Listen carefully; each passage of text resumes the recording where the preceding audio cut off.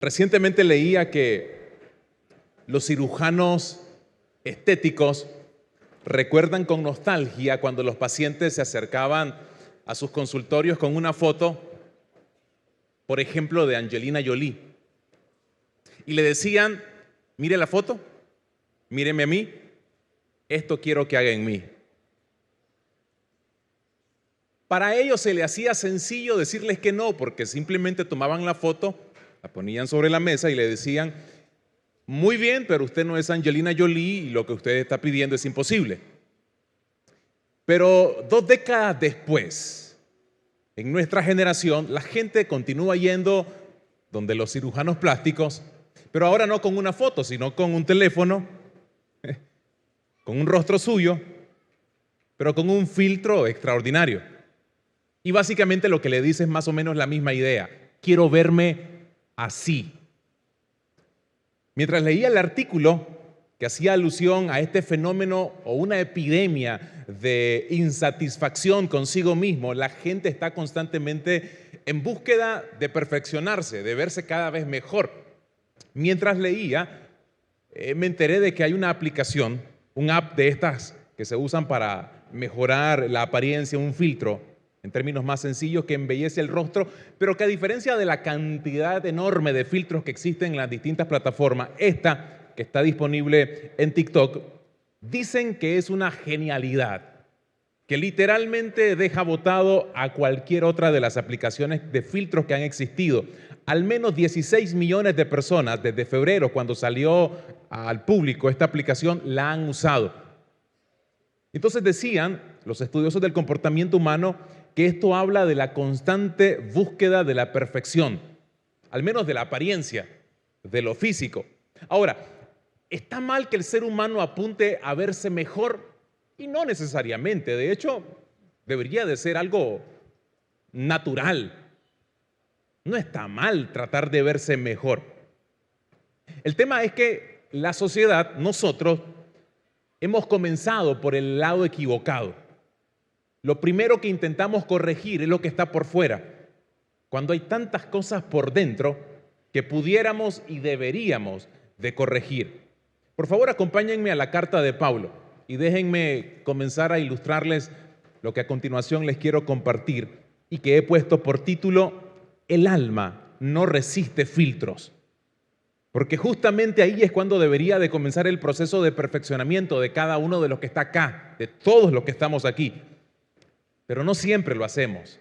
Pablo dijo allá en la carta a los Romanos, en el capítulo 6, verso 17 en adelante: antes ustedes eran esclavos del pecado, pero gracias a Dios ahora obedecen de todo corazón la enseñanza que les hemos dado.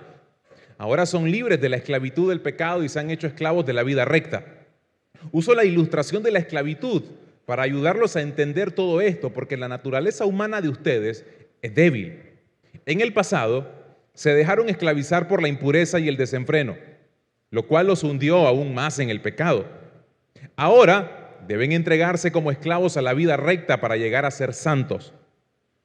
Cuando eran esclavos del pecado, estaban libres de la obligación de hacer lo correcto. ¿Y cuál fue la consecuencia? Bueno, que ahora están avergonzados de las cosas que solían hacer, cosas que terminan en la condenación eterna. Pero ahora quedaron libres del poder del pecado y se han hecho esclavos de Dios. Ahora hacen las cosas que llevan a la santidad y que dan como resultado la vida eterna.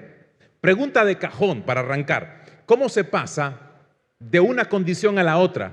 De la condición inicial que menciona Pablo, de una vida esclava del pecado, a una vida que apunta a tener santidad, que apunta a la rectitud. ¿Cómo se pasa de una condición a la otra?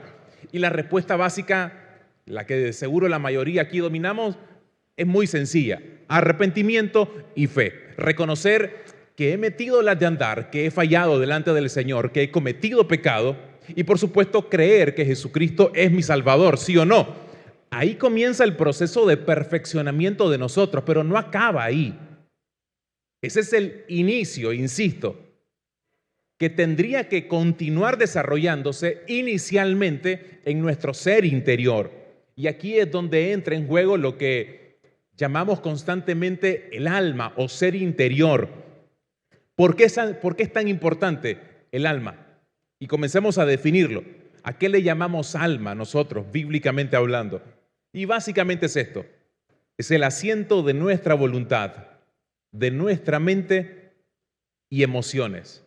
Así que cuando hablamos de alma, acá lo que estamos diciendo es esa parte interna, esa parte intangible, que básicamente lo que comprende es nuestras emociones, nuestra voluntad y nuestros pensamientos. Y ahí es importante hacer un trabajo de transformación. Y el alma, como es el título de este mensaje, no resiste filtro.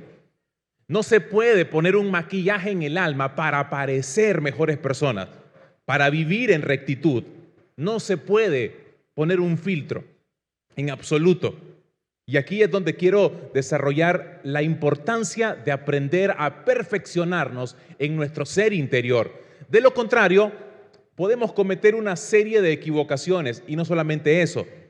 Hay una serie de cosas en el interior que no se logran resolver. Por ejemplo, te cuesta perdonar, vivís preocupado, tenés inseguridades, vivimos con complejos, la ira nos comienza a dominar, la codicia conduce nuestras decisiones, el sexo toma un espacio que no debería, los deseos nos guían, los planes siempre parecen más importantes, los míos que los del Señor. Porque después de todo pareciera que la vida gira en relación a mis ambiciones y no en relación a la voluntad del Señor. Los problemas logran robar tu atención porque la preocupación toma un mayor nivel de dominio sobre nuestra forma de pensar, sobre las actividades diarias. Y miras a Dios como necesario, pero no hay un sentido de urgencia. Porque en una sociedad como la nuestra, la gente... habrán algunos, pero creo que la vasta mayoría pensará de que Dios es importante en su vida. Pero en la práctica no se mira esa urgencia, no se mira esa teoría traducida en la vida diaria. ¿Y por qué? Básicamente porque el alma no está siendo entrenada, el alma no está siendo perfeccionada, no estamos tratándola. Y aquí entonces la pregunta práctica, ¿qué hacer? ¿Qué hago para entrenar el alma? Para que mi ser interior vaya sanando, vaya perfeccionándose. Y permítanme darle 4 consejitos bien prácticos. Acá está el primero. Reconocer mi identidad. O dicho de otra forma, aprender a descubrir quién soy. ¿Quién finalmente soy? Ahora, las definiciones pueden ser varias. Ustedes pueden apuntar y pensar que ustedes son una cosa o son la otra. Definitivamente hay varias opciones en la sociedad, en el sistema en el que ustedes y yo vivimos, pero bajo el parámetro en el que entendemos de que somos criaturas de Dios, hechos por Dios, ¿sí o no? Por lo tanto, tendríamos que preguntarle a Él quiénes somos. Y noten lo que dice el apóstol Pablo en Efesios capítulo 1, versículo 5. En amor, refiriéndose a Dios, nos predestinó para ser adoptados como hijos suyos, por medio de Jesucristo, según el buen propósito de su voluntad. Mi identidad está básicamente aferrada a esta idea. Y estoy solo tomando un verso. Por supuesto, pudiéramos tomar una serie de versículos, pero permítame simplemente tomar este verso del apóstol Pablo. Pablo lo que dice es, ¿sabes qué? Alberto, fuiste predestinado para ser adoptado como hijo de Dios. Esa es tu mayor aspiración, tu mayor título, el mayor nombre al que puedes aspirar. Si logras entender esto, básicamente vamos a lograr evitar expresiones como esta: Dios me ha abandonado, Dios no me escucha, Dios no me ama, Dios tiene favoritos y yo no lo soy. Si tan solo entendiera quién soy para Dios, muchas de las ideas equivocadas que viven en mi cabeza a lo mejor ya no estarían. A ver, mis estimados, el creador de todo cuanto existe, de todo, no solamente de este planeta, de todo el universo, de toda la existencia, pensó en mí en algún momento. Me llama hijo. Y es probable que esta idea no es nueva para nosotros. No estoy descubriendo la abuelada, no les estoy contando algo que de seguro no han escuchado en el pasado. pero tanta falta nos hace recordar y profundizar en esta verdad bíblica. Si tan solo reflexionaras acerca del hecho de que el creador de todo cuanto existe pensó en usted, pensó en mí, muchas cosas de pronto perderían tanta importancia. Todo aquello que lo he hecho, en términos muy coloquiales se lo digo, lo he hecho avión, a lo mejor me doy cuenta que son cosas mínimas, pequeñas, detalles que no es que no tengan cierto nivel de importancia, sino que no es tan importante como yo he pensado. Las personas, evidentemente, todos necesitamos sentirnos amados, aceptados y aprobados. Y eso no está mal, es natural en el ser humano esa incesante búsqueda de sentirte amada, aprobada, aceptada por quien sos. El tema es que pareciera que no es suficiente que Dios te ama, que Dios te aprueba y que Dios te acepta. Esa debería de ser una verdad que nos hace vivir confiados y tranquilos. Noten lo que dijo el profeta Isaías en el capítulo 62, versículo 2, hablando de parte de Dios. Tú recibirás un nombre nuevo. Esta es una palabra para el pueblo de Israel, pero evidentemente también es una palabra que aplica para todo aquel que es parte del pueblo de Dios. Tú recibirás un nombre nuevo de la boca del Señor mismo. Noten esto. Vas a recibir un nombre nuevo. Y esa debería de ser una noticia que nos trae alegría, que nos trae tranquilidad y confianza. Yo no soy, por lo tanto, lo que yo creo acerca de mí mismo. No soy tampoco lo que la gente afirma de mí mismo. Y especialmente en un sistema en el que vivimos, donde a menudo escuchamos cosas hirientes acerca de nuestra identidad. Un sistema en el que vivimos donde se nos enseña que uno es lo que hace, donde uno es sus fracasos, donde uno es sus errores, donde uno es sus malas decisiones.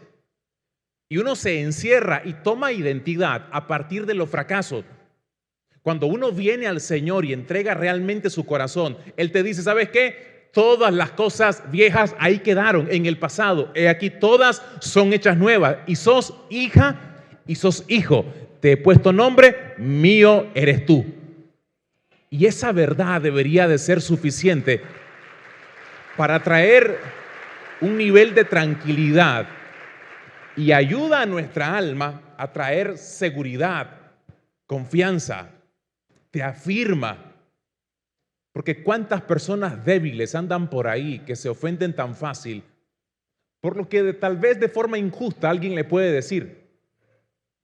Pero cuando uno sabe quién es, duele menos lo que puede venir de afuera. Segundo consejo, para entrenar el alma necesito aprender a enfrentar el temor. Noten lo que dijo el escritor de Hebreos en el capítulo 2, versículo 15. Con su muerte, Jesús dio libertad a los que se pasaban la vida con miedo a la muerte. ¿Qué es tener miedo a la muerte? ¿Qué es temer a la muerte? Y básicamente es el temor a sufrir. Naturalmente, el ser humano tiene miedo a sufrir.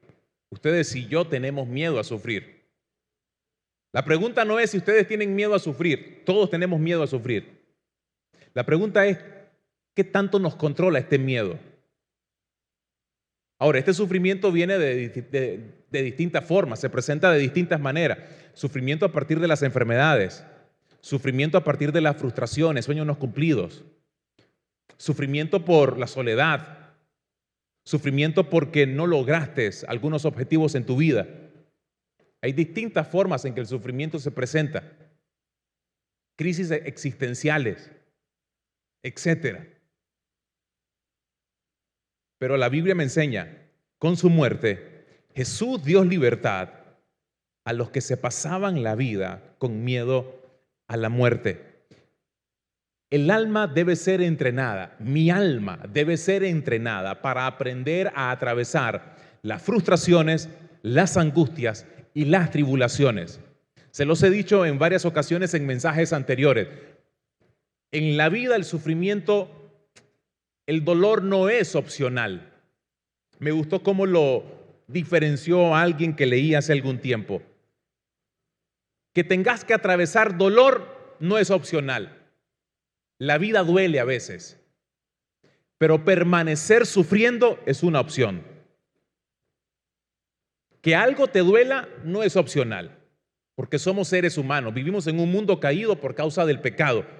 Así que no hay opción, no hay una forma en la que yo les diga, punto número 1 para no sufrir en la vida.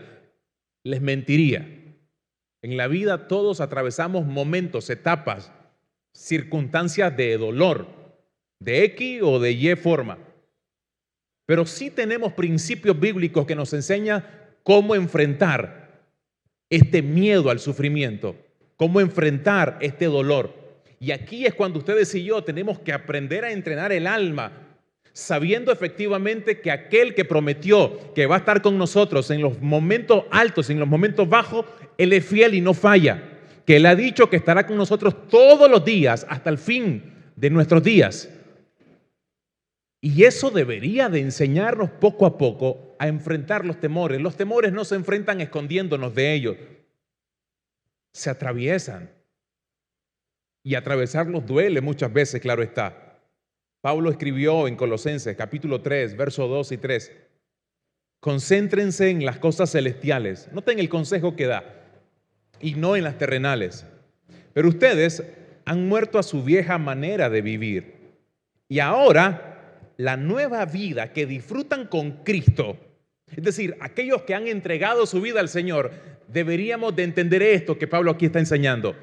La vida que tenemos está guardada en Dios.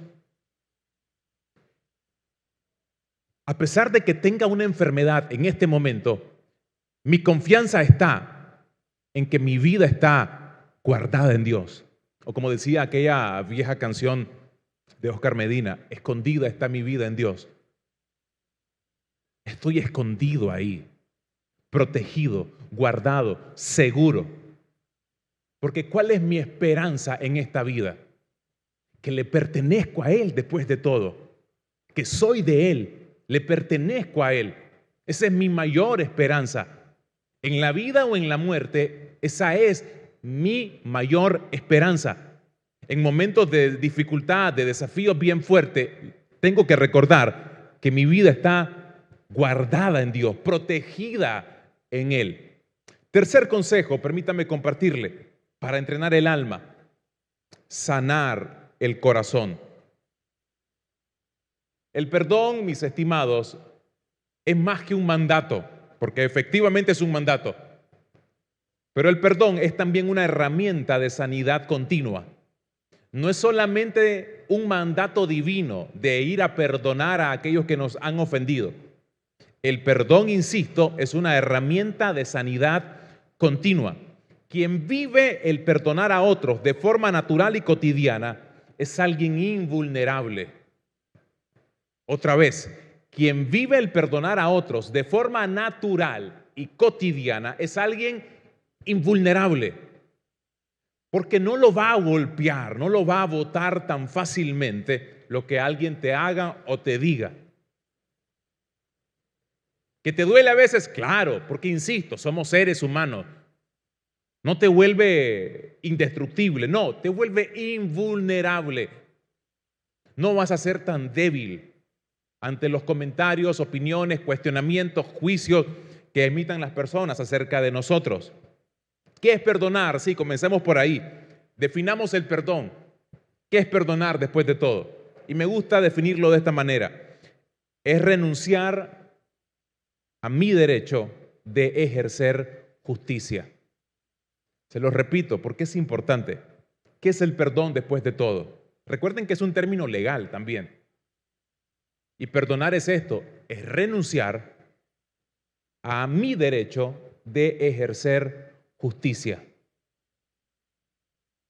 Siempre que nos lastiman o hieren es porque han cometido, a lo mejor desde nuestra perspectiva, un acto de injusticia en contra nuestro.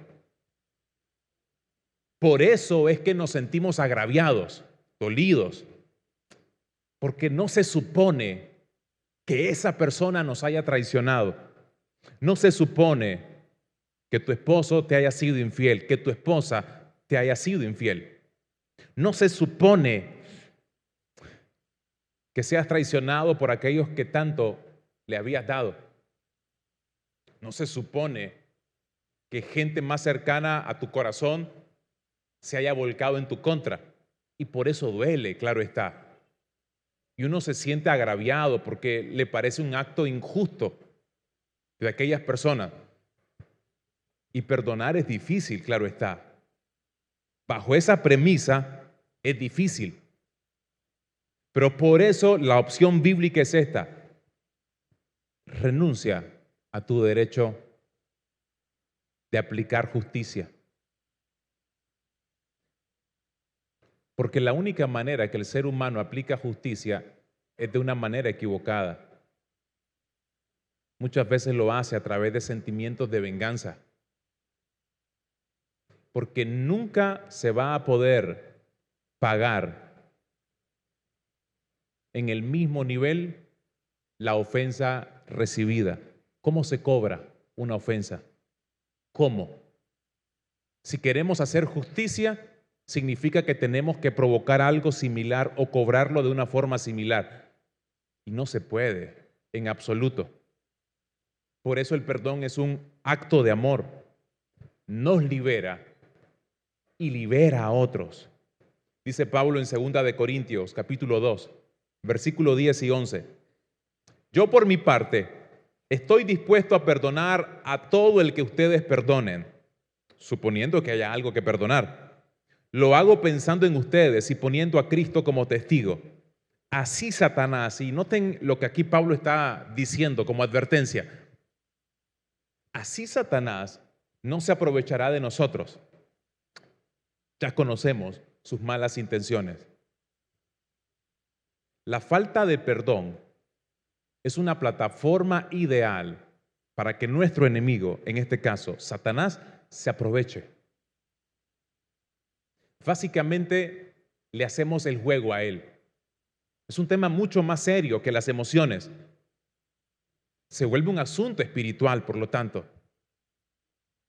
No es simplemente un tema que está reducido o solamente comprendido por lo emocional, por lo sentimental. Y aunque eso es, por supuesto, una área importante, pero además de eso, el tema de la falta del perdón significa que estoy dándole la oportunidad al enemigo para que se aproveche de mí. Hay muchas cosas que en la vida de las personas con falta del perdón no se están dando cuenta que son propiciadas justamente por eso. En su vida, el perdón es cristianismo en su más alto nivel. Porque si hay una de las virtudes bíblicas, entre tantas por supuesto que hay, que más nos asemeja a Cristo, es justamente esta, el perdonar. Si hay una que nos hace parecido a Él, es esa, perdonar. Porque, insisto, si hay alguien que realmente sabe lo que es una ofensa, ese es Cristo. Y a pesar de eso, Él decidió perdonar a sus ofensores. Y número 4, el cuarto y el último consejo, y no menos importante. Para entrenar el alma necesito cooperar en mi santificación. Si acaso hay algo en lo que el alma debe entrenarse, es justamente en eso, en la santidad. Pero, ¿qué es la santidad y cómo se logra? Permítanme darles un ejemplo a través de las Escrituras. Noten lo que Pablo dijo al inicio de su primera carta a los Corintios, en el capítulo 1, versículo 1 y 2.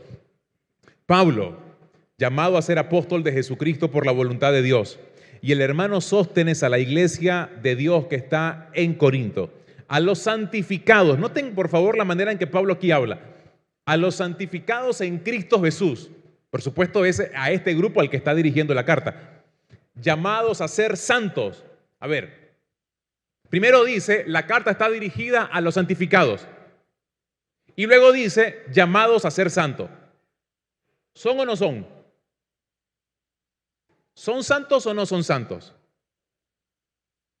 Porque Pablo, insisto, si ustedes leen en otras versiones todavía es mucho más claro la idea de Pablo acá. Esta es la versión Reina Valera, la clásica. Pablo dice, les escribo a ustedes los santificados, a ustedes que están llamados a ser santos. A ver, Pablo, ¿Somos santos o no somos santos? ¿Cómo es esto en realidad? ¿Cómo funciona acá? Ahora, es importante entender esto. La iglesia de Corinto es una iglesia especial. Recordará que es una iglesia con una serie de situaciones interesantes. Se peleaban, se llevaban a los juzgados el uno al otro, se tenían envidia, estaban divididos, eran orgullosos. Algunos se creían más que otros por los dones que manifestaban y tenían problemas sexuales bien fuertes. Había un hombre, un caso que se hizo famoso en la sociedad, que se había metido con su madrastra. Un tema serio. Y eran iglesia. Y eso era la iglesia. Y a esos Pablo dice, les escribo a los santificados. Y ahí es donde uno tiene que entender una idea bíblica básica. Cuando uno reconoce a Cristo como Señor y Salvador, en ese momento, delante de Dios, tenemos acceso a su presencia por causa de lo que Cristo hizo. Y somos declarados justos y rectos delante del Señor. No por obras que yo haya hecho, sino por lo que Cristo hizo en la cruz. Yo soy visto delante de Dios como un hombre justo, no por obras de justicia que yo haya hecho, sino por la obra mayor que hizo Cristo en la cruz del Calvario. Y cuando yo creo firmemente en que lo que Él hizo en la cruz del Calvario me da libertad a mí, en ese momento soy declarado justo y santo, recto delante de Él. No por lo que he hecho todavía, sino simplemente por la obra de Cristo en mí. Pero eso no es suficiente todavía para una vida de verdadera santidad. Porque aquí es donde entra la cooperación que nosotros tenemos que dar en nuestro diario vivir. Pablo más adelante insiste en 2 de Corintios, en otra carta por supuesto, a la misma iglesia, en el capítulo 7, en el verso 1. Él les da este principio interesante. Como tenemos estas promesas, queridos hermanos, purifiquémonos de todo lo que contamina el cuerpo y el espíritu. ¿Para qué? Para completar en el temor de Dios la obra de nuestra santificación. Lo que está diciendo es, ustedes tienen una posición en Cristo, son santos cuando han reconocido a Cristo como su Señor y Salvador y han reconocido sus pecados delante de Él y se han arrepentido. En ese momento, la santidad de Dios es imputada en nosotros, es puesta en nosotros. Somos vistos santos delante de Dios, no por lo que yo hago, sino por lo que Cristo hizo en mí. Amén. Pero luego tengo la responsabilidad de mostrar una vida de santidad, que aquí sí tiene que ver con un nivel de compromiso que yo adquiero en mi diario vivir. Porque sería fácil decir, bueno, soy santo porque ya Cristo lo hizo todo y pues yo puedo vivir como quiera. No, eso sería un nivel de irresponsabilidad enorme de parte nuestra. Efectivamente, en Cristo somos vistos como santos delante del Señor, pero también justamente por lo que Cristo hizo, vivamos de acuerdo a ello. Y aquí es donde tomamos las decisiones diarias de poder sacrificarnos en algunas áreas, de poder mortificar nuestros deseos, nuestras malas intenciones. Y no es lo mismo, mis estimados, santidad que moralidad, porque muchas veces reducimos santidad a una lista de cosas a hacer. Por ejemplo, yo soy santo si hago esto, si hago aquello y si hago aquello otro también. La santidad no está reducida a una lista de cosas a hacer. Por supuesto, hay asuntos prácticos en la santidad, pero no está limitada o reducida a una lista. Yo soy santo si no veo esto, si no hago aquello. Efectivamente, hay cosas que no se deberían de ver y hay cosas que no debería de escuchar, hay cosas que no debería de decir, pero eso no es el total de la santidad. Eso solo sería moralismo. ¿Y el moralismo es malo? No, no es malo. Un verdadero santo tiene una alta moral en su vida, pero mucha gente tiene muy alta moral, pero no vive en santidad. Y no es lo mismo. Nos podemos convertir en legalistas en el proceso. ¿Qué es santidad? Noten, me encanta lo que Pedro escribe en su primera carta. Primera de Pedro, capítulo 1, versículo 15 y 16. Más bien, sean ustedes santos en todo lo que hagan, como también es santo quien los llamó. Pues está escrito, sean santos, ¿por qué? Porque yo soy santo. La santidad no solo es cuidarme de no hacer ciertas cosas, sino que se trata de parecerme a Cristo, de parecerme a Él. La santidad no es solamente esto hago y esto no hago. La santidad es que la gente vea a Cristo reflejado en mi vida. La santidad es un modelo a seguir, no es una lista de cosas a hacer. Es un modelo, es una persona a imitar. Jesucristo dijo, imítenme, sean como yo. Y Pablo más adelante dio básicamente la misma idea. Hey, imítenme a mí, así como yo imito a Cristo. Una persona santa es básicamente eso, alguien que muestra, que modela justamente a Cristo, porque el objetivo de la santidad no es convertirme en una buena persona, el objetivo de la santidad es reflejar a Cristo, que eso es superior, es mayor. ¿La santidad me vuelve buena persona? Claro que sí, pero la sociedad está llena de muy buena gente, de muy buenos modales, muy generosa, muy honesta, que jamás robaría. La sociedad está llena de gente con buenos modales, insisto. Pero no son buenos modales lo que nos convierte en santos. Es que Cristo sea visto en mí. ¿Qué significa eso? Que se vea que amo, al igual que yo, que Él ama. Que se vea que perdono como Él perdona. Que se vea que Él no está dispuesto a negociar en una mesa sus convicciones y sus valores, como cuando estuvo en el desierto enfrentándose a las tentaciones de Satanás. Un santo no se vende por los ofrecimientos del mundo, porque un santo valora que su mayor tesoro es estar cerca de Él y parecerse a Él. Un santo no está buscando ser visto por los demás, está buscando que sea Dios glorificado sobre todas las cosas. Un santo entiende que todo lo que hace, lo hace para el Señor y no para Él mismo.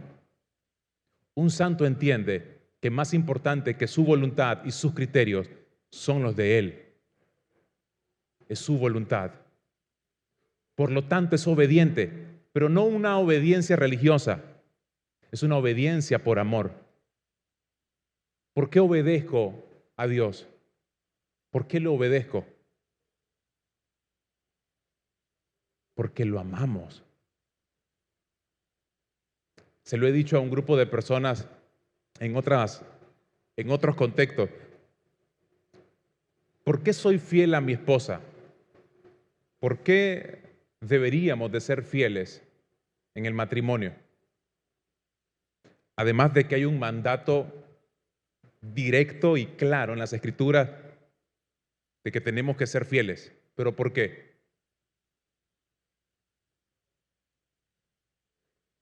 ¿Por qué somos fieles? Porque si soy infiel me voy al infierno.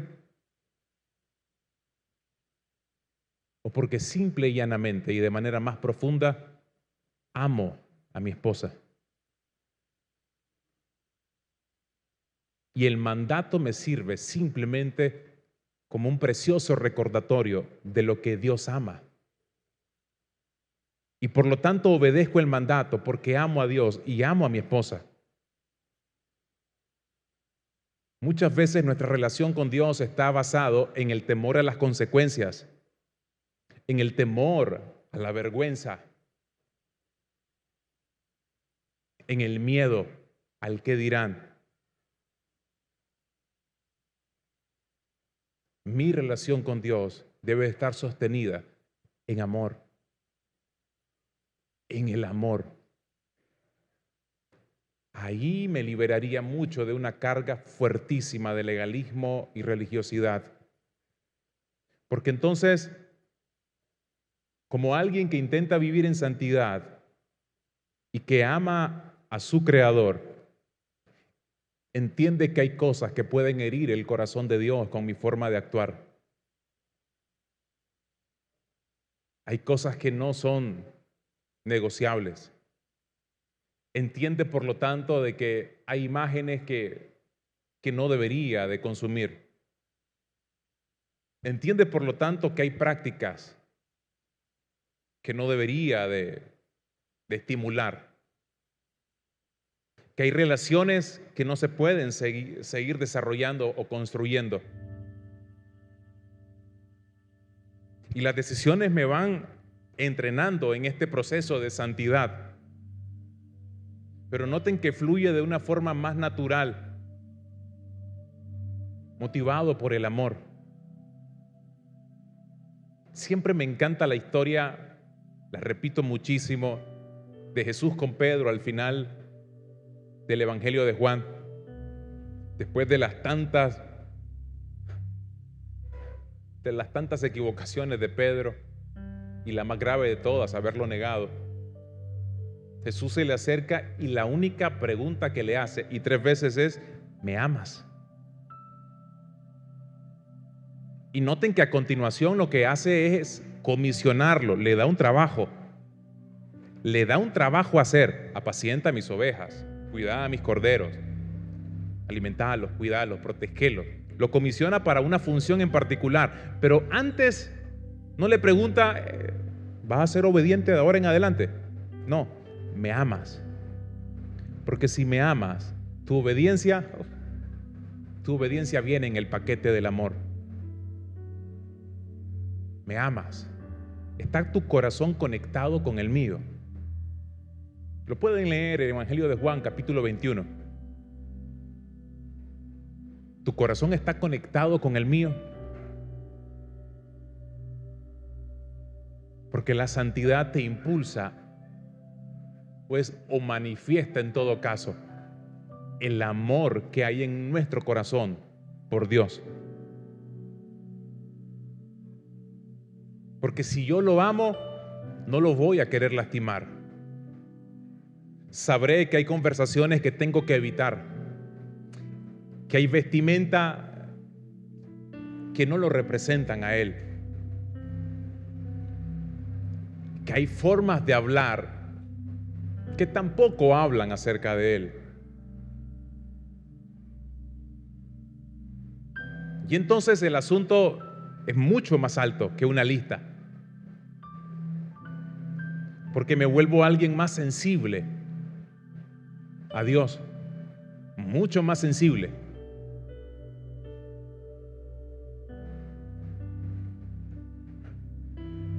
Y comienzo a considerar que de todo lo que yo hago, vivo, digo, pienso, practico, está motivado realmente por un amor al Señor. Y como mucha de la relación que tengo con Dios a veces está sustentada únicamente por normas y reglas que no están mal, por favor, no están mal, son muy necesarias, importantes, pero con el ingrediente del amor se vuelven un cóctel extraordinario. Ahí es donde se vuelve extraordinaria la relación con el Señor. Porque oro, un santo ora, no porque la Biblia dice que tengo que orar nada más, sino porque además quiero estar con Él. Además que la Escritura me anima, hoy entiendo de que es una norma que amo. Por eso me encanta cuando ustedes lean el Salmo 119, lean el Salmo 119 de David y notan esta conjugación tan extraordinaria entre la ley y el amor. Oh, cuánto amo tu ley, decía David. Cuánto amo tu ley. Los mandatos se vuelven deleitables, placenteros, no se vuelven una carga. Y no sé si en algunos casos las normas y los mandatos bíblicos, en lugar de ser un deleite, se vuelven una carga. Y se vuelven una carga porque hemos dejado de desconectarnos, con el corazón de Dios. Nos desconectamos. David decía: abre mis ojos ante las maravillas de tu ley. Hazme entender las maravillas de tu ley. Encontró en las Escrituras placer. Encontró en las normas placer. No solo una carga. sino placer. Cuánto amo tu ley, cuánto amo los mandatos. Oh, cuánto amo cuando me dices, vive de esta manera, aléjate de estas cosas. Oh Señor, cuánto lo amo. Cuánto amo cuando dices, huye de la inmoralidad. Cuánto amo, Señor, porque ahora entiendo que no es simplemente porque me quieres molestar, porque me quieres poner una carga difícil, no, sino porque esto me lleva a un nivel de relación más íntimo con tu corazón. Y ya no simplemente es el Dios que no le gusta cierto tipo de normas y prácticas, no, es el Dios, aquel Dios que sin santidad no tendríamos acceso a Él, y que sobre todas las cosas quiere que seamos como Él, y sabe que eso en el fondo nos termina lastimando, nos termina hiriendo, nos termina destruyendo el corazón. Por eso David es que podía decir, cuánto amo tu ley, porque ahora entiendo la razón de ellas. No son para imponerme una carga difícil de llevar, es una manifestación de tu amor en mi vida. Cuánto lo amo. Y ahí notan la conjugación perfecta. Tómense un tiempo para leer todo el Salmo 119 y ahí encontrarán esas dos verdades reunidas: amor, placer y ley constantemente. Cierre sus ojos, por favor, por unos segundos.